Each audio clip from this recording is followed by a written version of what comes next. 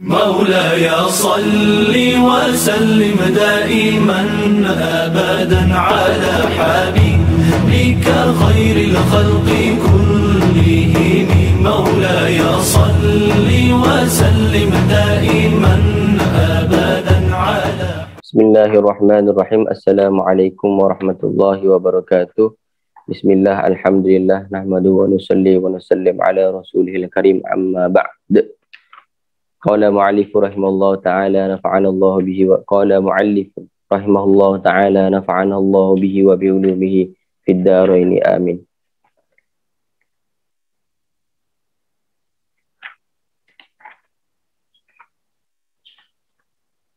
Bismillahirrahmanirrahim.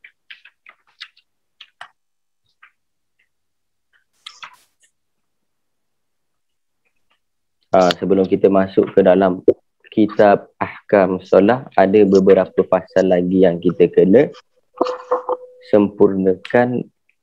Di antaranya, hari ini kita akan memasuki fasal yang bernama Mashu ala khuffaini, mengusap kedua khuf. Tahu khuf? Tahu kan khuf? Saya khuf bahasa Arab, bahasa Melayu dia macam kasut, tapi dia bukan kasut. Yang kasut kulit tu. Dia macam stokin, tapi dia bukan stokin. Seakan-akan. Itu dinamakan khuf. Kalau bahasa Indonesia dia nama muzah. Bahasa, saya cubalah translate dekat Google, tapi dia tulis slipper. Tu saya tak confident Google. Kena buka kamus.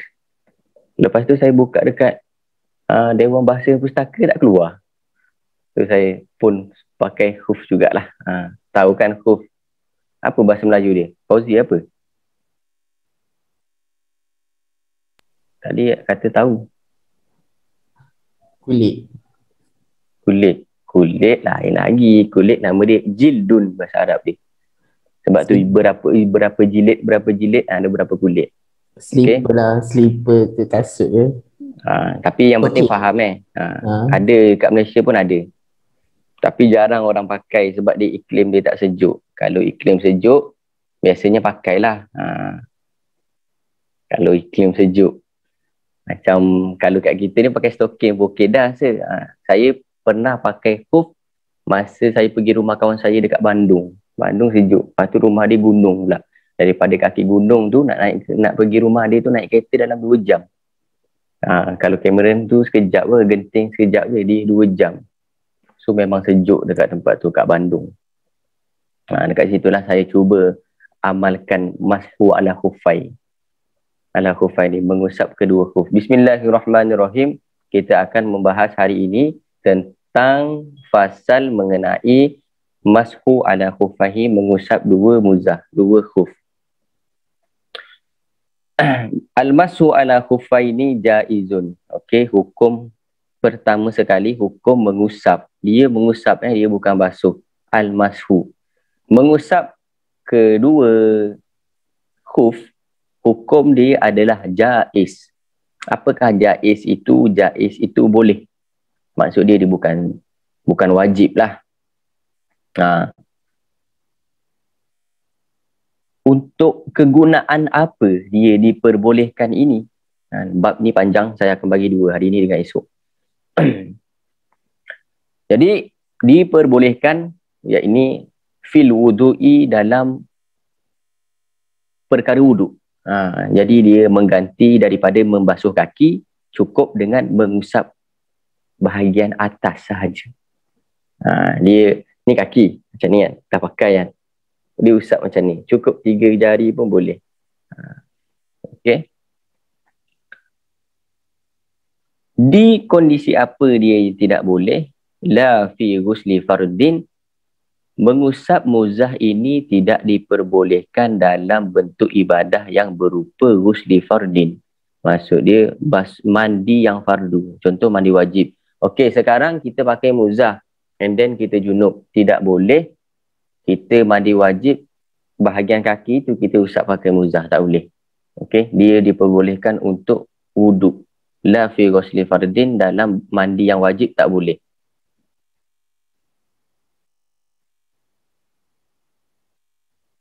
Au naflin, ataupun mandi yang sunat pun tak boleh. Kalau mandi dia kena alirkan air, dia tak boleh mengusap. Contoh mandi sunat apa? Kita dah belajar ada 17. Di antara 17 itu boleh di antaranya mandi hari Jumaat. Jadi kena buka muzah. Wala fi izalati najasatin, dan juga tidak boleh mengusap muzah untuk perkara menghilangkan najis.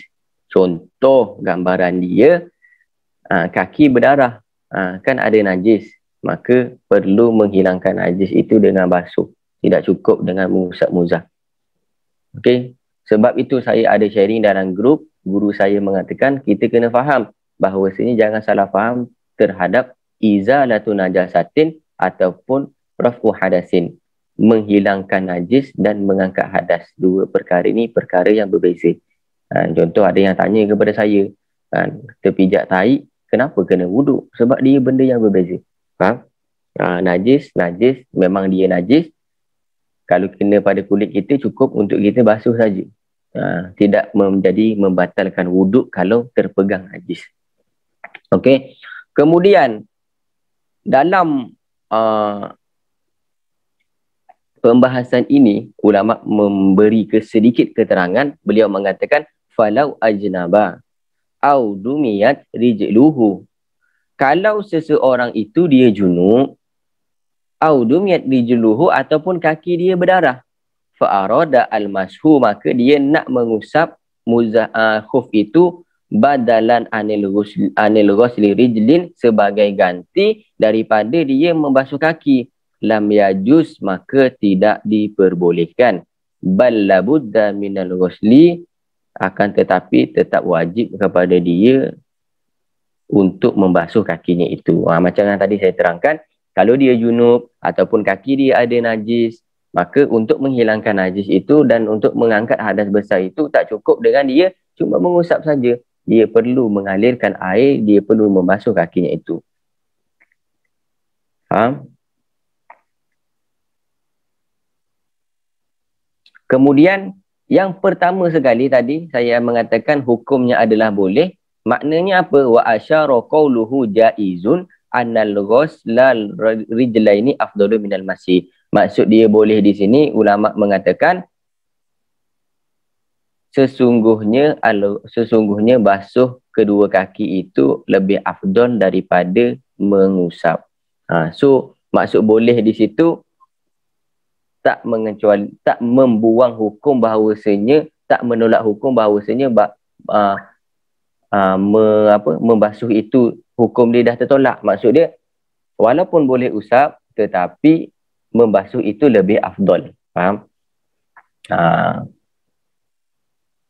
Kemudian wa innama yajuzu masul khuffaihi la ahadihima faqat. Kemudian kalau memang kita nak pakai muzah, nak pakai khuf, maka hendaknya dia memakai kedua-duanya. Maksudnya dia sah untuk mengusap muzah itu yajuzu masul khuffaini la ahadihima, kena usap dua-dua, tak boleh satu. Illa ayakuna fakidal ukhra, kecuali kaki dia cuma ada satu. Kalau kaki dia ada dua, dia kena pakai dua, dia kena usap dua. Tak boleh usap satu, basuh satu. Faham? Okey, sekarang kita masuk ke dalam syarat. Jadi semua benda ni dia ada syarat. Syarat-syarat memakai khuf ini ada 3. Yang pertama, ayyubtadi'a lubsahuma ba'da kamilit taharati, ba'da kamalit taharati, dia boleh memakai khuf itu selepas sempurnanya dia bersuci. Maksudnya pakai dalam keadaan bersuci. Dah ambil wuduk, dah suci daripada hadas, maka baru dia boleh memakai khuf. Kalau dia dalam keadaan belum suci, maka tak boleh, tak dikira.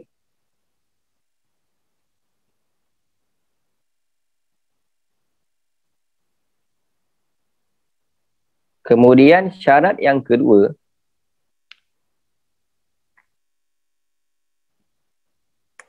ayyakuna, nah panjang. Ayyakuna satira ini lima haligos li farzin minal qadamaini. Yang kedua, syarat saiz khuf itu adalah kedua-duanya itu menutup kedua telapak kaki yang wajib dibasuh ketika wuduk sampai kedua buku lali. Macam mana bahasa dia tu? Maksud dia yang pendek, khuf tadi menutupi tapak kaki dan kedua buku lali. Buku lali kan nama dia kan? Yang ada dua kanan kiri. Kalau saya belajar dulu, kalau kat sana dia panggil mata kaki. Mata kaki pun ada mata. Buku lali. Okey, dia kena tutup kat situ. Kalau kurang, tak boleh. Sebab dia kena sebatas basuhan wuduk. Basuhan wuduk kan daripada situ sampai ujung kaki. Dan dia kena tutup. Yang ketiga, wa ayyakuna mimma yakun tatabi'u musyai'an. Dia layak untuk digunakan, maksud ayyakuna mimma yumkin tatabi'uhu masyi'alaihima. Dia terbuat dari sesuatu yang dapat digunakan untuk berjalan. Maksud dia kulit tu kalau kita pijak pakai dah dia boleh. Kalau yang contoh tak boleh, buat daripada tisu. Balut pakai tisu, jalan koyak. So tak boleh.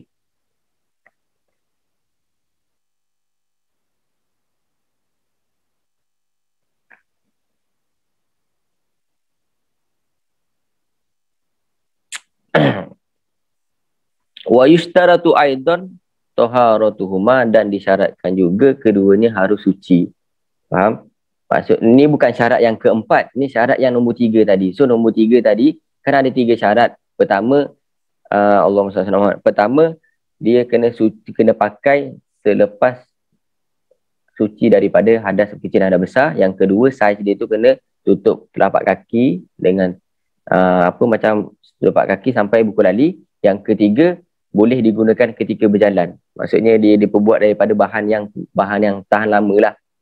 Kemudian syarat yang ini bukan syarat yang keempat, dia syarat yang ketiga. Syarat yang ketiga adalah bukan syarat yang ketiga, syarat ini adalah syarat yang ketiga. Yang ketiga tu dia ada syarat. Taharatuhuma, alat yang digunakan itu mestilah suci. Faham tak? Jadi yang ketiga tu dia diperbuat daripada, contoh dia diperbuat daripada kulit. Kulit tu dia kena suci. Semua kulit boleh disucikan. Kecuali itulah lembu kaki pendek dengan haf-haf. Walau labisa khuffan fawqa khuffin. Ni ada contoh-contoh lah. Contoh-contoh, mungkin masalah-masalah. Walau labisa khuffan fawqa khuffin li shiddatil bardi masalan fa in kana al-a'la salihan lil masjidun al-asfal sahha al-masu' al-a'la. Seandainya kalau dia pakai khuf itu berlapis, mungkin sebab terlalu sejuk pakai satu tak cukup, so dia pakai 2. Maka kalau khuf yang bahagian luar ada dalam, okey, dia pakai 2. So kalau yang bahagian luar tu memang layak, dia memenuhi syarat untuk dilap, dan yang bahagian dalam tak layak dilap, maka sahha al-masu' al-a'la, cukup untuk mengusap khuf yang bahagian luar. Faham? Ada 2, pakai 2. Sebab sejuk sangat kan, 1 darjah Celsius kan, dia sejuk sangat kat sana, dia pakai 2. Luar dalam dia pakai. Kalau yang luar tu dia layak, so dia cukuplah untuk usap yang bahagian luar. Faham Nazmi? Sejuk kan kat sana. Au a'la kemudian wa in kana al-asfalu salihan lil masjidun al-a'la fa masal al-asfala as-sahha. Jika yang layak diusap adalah bahagian yang dalam bukan yang luar, kemudian dia mengusap yang dalam, maka hukumnya sah. Yang luar Maksud dia layak tu, dia tak memenuhi syarat. Yang luar tu koyak, yang dalam tak koyak. Kan di antara syarat dia tu kan, dia kena tutup. So yang kat luar tu koyak. Yang kat luar tu tak layak digunakan. Maksud dia tak memenuhi syarat. So kalau dia lap yang dalam, maka cukup dah. Walaupun dia pakai dua. Faham?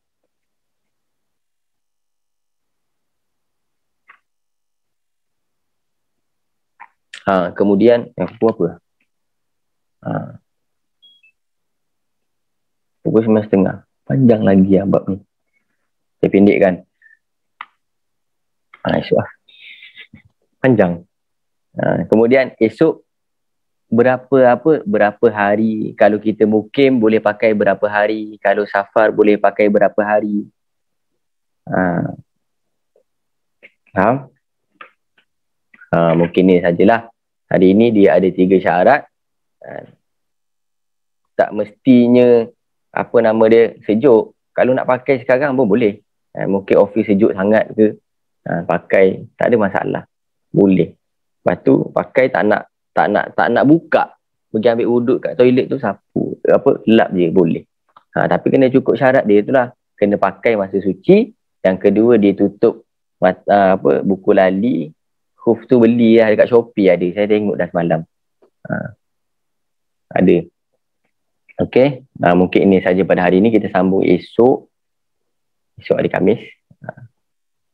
Yang baca doa silakan saya sediakan ruang dan waktu. Masa dan tempat saya persilakan.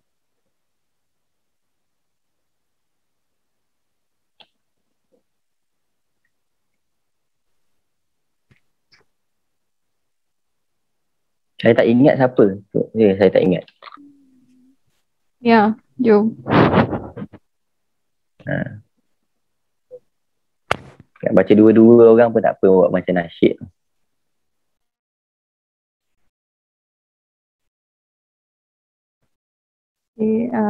Bismillahirrahmanirrahim.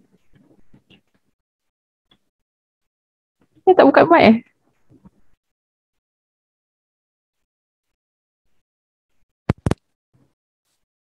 Hello? Okay. Okay dia. Go. Bismillahirrahmanirrahim. Maulaya salli wa sallim daiman abada habibi khairi haqi kullihi wal habibul ladzi tuja syafa'atuhu li kulli hawlim min al-awwalin ya Rabbi bi Mustafa balighu qasidana irsilana mama doya wasi'a karami ya arhamar rahimin ya arhamar rahimin ya arhamar rahimin farij al muslimin. Bismillahirrahmanirrahim. Ya Rabbana atarafna bi annana atarafna wa alanna asrafna alanna asrafna Fatub alaina taubatan tasil kulli haubatan Fastulana aurati wa amini rawati Ya Rabbana atarafna bi annana asrafna wa annana asrafna alalazo asrafna Rafili walidina Rabbi wa mauludina wal ali wal ikhwani wa sa'iril khilani Ya Rabbana ataraf wa apa gelak fadlan wajudan manala biktisabi minna bil mustafa rasuli nahdo bikulli suli. Terima kasih kepada Teha dengan dia. Esok siapa boleh pilih siapa?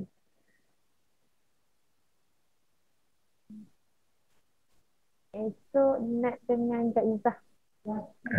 Nak dengan Izzah. Okey, baik.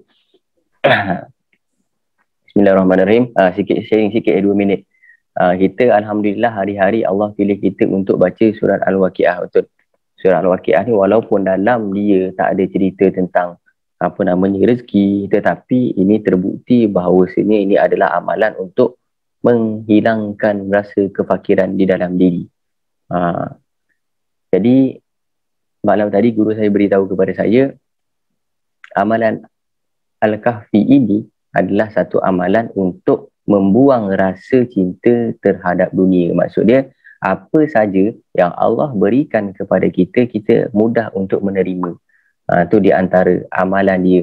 So, fakir di sini adalah maknanya terlalu risau dengan kehidupan dunia sampai dia lupa kepada kehidupan akhirat. So, dengan kita membaca Al-Waqiah setiap hari, insya-Allah semakin hari Allah Subhanahu Wa Taala akan membaiki hati kita daripada terlalu risau kepada kefakiran dunia.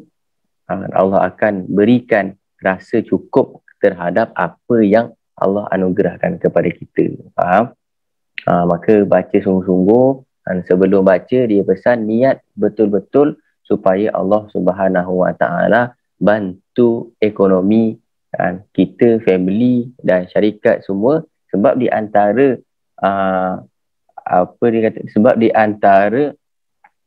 kelebihan yang kita akan dapat selepas Allah bantu ekonomi, so kita tak fikir. Betul. Sebab apa kita terlalu risau? Sebab ekonomi terjejas. Faham? Maka baca sungguh-sungguh, niat supaya Allah Subhanahu Wa Taala bantu.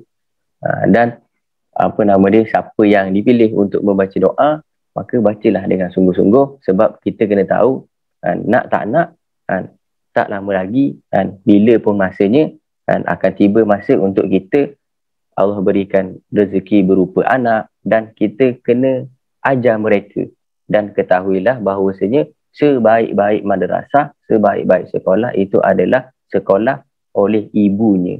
Maka apa yang pertama sekali diajar oleh mak dia, takkan baby umur setahun dah pergi sekolah. Mak dia lah yang kena ajar. So siapa mak dia? Yang kat sini lah. Okey. Maka jangan malu untuk baca doa. Boleh? Mungkin ini sahaja daripada saya. Kurang lebih minta maaf. Mungkin ada yang tersinggung, saya minta maaf. Ada yang baik datang daripada Allah Subhanahu Wa Taala, kurang daripada kelemahan saya sendiri. Billahi taufiq wal hidayah. Assalamualaikum warahmatullahi wabarakatuh.